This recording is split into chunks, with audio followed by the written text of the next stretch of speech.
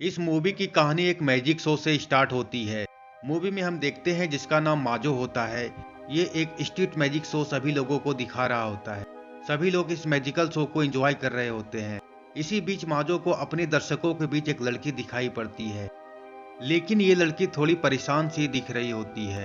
Magical show खत्म होने के बाद फिर माजो उस लड़की का पीछा करता है, लेकिन आगे चलने पर लड़की को पता चल जाता है मेरा कोई पीछा कर रहा है। फिर ये लड़की रुक जाती है।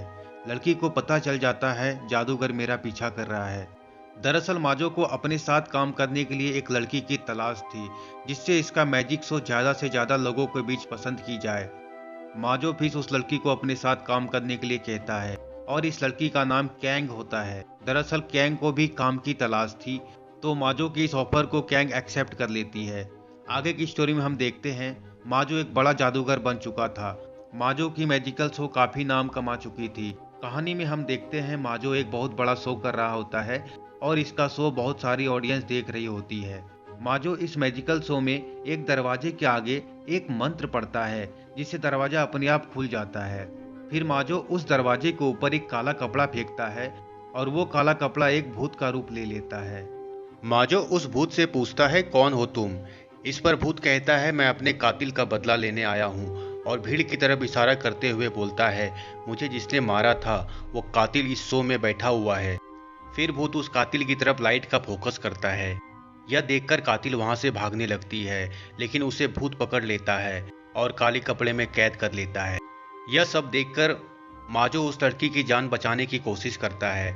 माजो एक मंत्र पढ़ता है और मंत्र के प्रभाव से काला कपड़ा नीचे स्टेज पर गिर जाता है। फिर माजो उस कपड़े को उठाता है, लेकिन उस जादुई कपड़े से लड़की गायब हो चुकी थी। फिर माजो एक बड़ा सा मेज स्टेज पर लगाता है जो काले कपड़े से ढका हुआ था। फिर माजो कपड़े को हटाता है तो लड़की वापस आ जाती है। माजो का जादू देखकर ऑडियंस बहुत खुश हो जाता है, और अपने जो भूत का रोल देखा था वो कैन थी, जिसे माजो ने अपने साथ काम करने के लिए ऑफर किया था। आगे की स्टोरी में हम दिखाते हैं कैंग मैजिकल हॉल में कुछ खा रही होती है, तभी माजो वहां आता है और कैंग को रात का डिनर अपने साथ टीम के साथ करने के लिए रिक्वेस्ट करता है। लेकिन कैंग रात के डिनर पर जाने से मना कर देती है, लेकिन माजो दोबारा बोलता है। इस पर कैंग अपने मैजिकल टीम के साथ डिनर करने के लिए राजी हो जाती है। सभी लोग डिनर का एंजॉय कर रहे होते हैं। अगले दिन हम देखते हैं कैंग फोन पे किसी से बात कर रही होती है। इसी दौरान कैंग के दीवार से लगी पेंटिंग से रोने की और चिल्लाने की आवाज आती है, और फिर जब कैंग का ध्यान पेंटिंग पर जाता है तो पेंटिंग से भूत निकल रही होती है। ये सब देखकर कैंग बहुत डर जाती है। फिर वो अपने बेडरूम में अकेले बैठ जाती है। तभी इसी बीच कैंग के दरवाजे का बेल बजता है। कैंग बेल की आवाज सुनकर फिर डर जाती है, लेकिन हिम्मत करके कैंग दरवाजा खोलती है तो दरवाजे के बाहर माजो खड़ा मिलता है जो बेल बजा रहा था। फिर माजो घर के अंदर आता है। आगे की स्टोरी में हम दिखाते हैं दोनों कुछ पी रहे होते हैं। अब माजो को किसी काम से घर जाना था, और जैसे ही माजो दरवाजे पर आता है तो उसे कैंग के घर के कोने में एक बच्चा दिखाई पड़ता है, जिसे देखकर माजो कैंग से पूछता है इस बच्चे के बारे में। तो इस पर कैंग रिप्लाई देती है ये पड़ोस का बच्चा है, खेल रहा है अपने दोस्तों के साथ। इस पर माजो कैंग से बोलता है चलो हम लोग भी इसके साथ खेलते हैं। इस पर कैंग माजो को मना करती है उस बच्चे के साथ खेलने के लिए।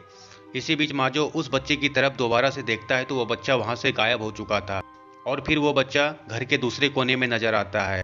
आगे की स्टोरी में हम दिखाते हैं माजो अपने घर में सो रहा था, तभी वो बच्चा उसकी बेड पर उछल रहा था। बच्चे की आवाज से माजो उठ जाता है। माजो जल्दी से लाइट जलाता है तो वो बच्चा माजो को नजर आता है।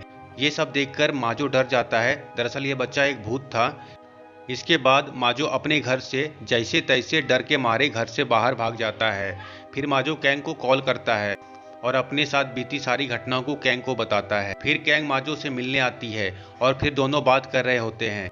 इस पर कैंग माजो को बताती है कि मैं मरे हुए लोगों को देख सकती हूँ। माजो को जानकर आश्चर्य होता है। फिर कैंग माजो को बोलती है वो बच्चा बार बार हमें दिखाई पड़ रहा था, शायद वो बच्चा हमसे कुछ कहने की कोशिश कर रहा है। इसका पता लगाने के लिए दोनों घर के अंदर जाते हैं। आगे की स्टोरी में हम देखते हैं बच्चों का हाथ माजो के कंधे के ऊपर था। फिर कैंग उस बच्चे के हाथ पर अपना हाथ रखती है और विजन से कैंग को सारा चीज पता चल जाता है। विजन में कैंग देखती है बच्चे की माँ और बच्चे दोनों का एक्सीडेंट हुआ है, जिसमें बच्चा तो मर गया है लेकिन अभी तक बच्चे की माँ जिंदा थी। शायद ये बच्चा यही संदेश देने की कोशिश कर रहा था, क्योंकि उसकी माँ को बचाने वाला कोई नहीं था।